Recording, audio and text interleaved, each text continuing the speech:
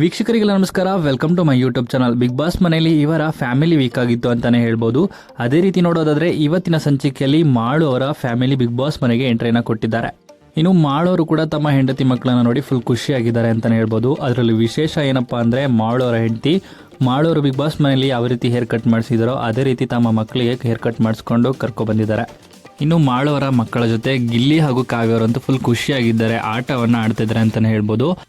ಇನ್ನು ಗಿಲ್ಲಿಯವರು ಎಲ್ಲ ಸ್ಪರ್ಧಿಗಳ ಕುಟುಂಬದವ್ರಿಗೂ ಕೂಡ ಕಾಲಿಡಿರೋದು ನಿಮಗೆ ಗೊತ್ತಾ ಇದೆ. ಇಲ್ಲಿ ಮಾಳು ಹೆಂಡತಿಯರಿಗೂ ಕೂಡ ಇಲ್ಲಿ ಒಂದು ಪ್ರಶ್ನೆನ ಕೇಳಿದ್ದಾರೆ.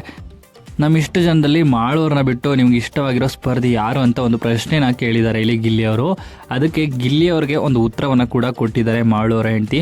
ನನಗೆ ರಕ್ಷಿತಾ ಅಂದರೆ ತುಂಬ ಇಷ್ಟ, ಮಾಳುವ್ರನ್ನ ತುಂಬಾ ಚೆನ್ನಾಗಿ ಕೇರ್ ಮಾಡ್ತಾರೆ, ಅವ್ರ ಜೊತೆ ಇರೋ ರೀತಿ ಎಲ್ಲ ನಂಗೆ ಇಷ್ಟ ಅಂತ ರಕ್ಷಿತಾ ಅಂತ ಹೇಳಿದ್ದಾರೆ. ಇದಕ್ಕೆ ಗಿಲ್ಲಿ ಮತ್ತೊಂದು ಪ್ರಶ್ನೆನ ಕೇಳಿದ್ದಾರೆ. ಅದು ಹುಡುಗಿರೆಲ್ಲ ಇತ್ತು, ಹುಡುಗರಲ್ಲಿ ಯಾರಿಷ್ಟ ಅಂತ ಮತ್ತೊಂದು ಪ್ರಶ್ನೆನ ಕೇಳಿದ್ದಾರೆ. ಇದಕ್ಕೆ ಗಿಲ್ಲಿ ನೀವೇ ನಮಗೆ ತುಂಬ ಇಷ್ಟ, ನೀವು ಮಾಡೋ ಕಾಮಿಡಿ ಎಲ್ಲ ನಮ್ಗೆ ಇಷ್ಟ ಅಂತ ಕೂಡ ಗಿಲ್ಲಿ ಕೂಡ ಇಷ್ಟ ಅಂತ ಹೇಳಿದ್ದಾರೆ.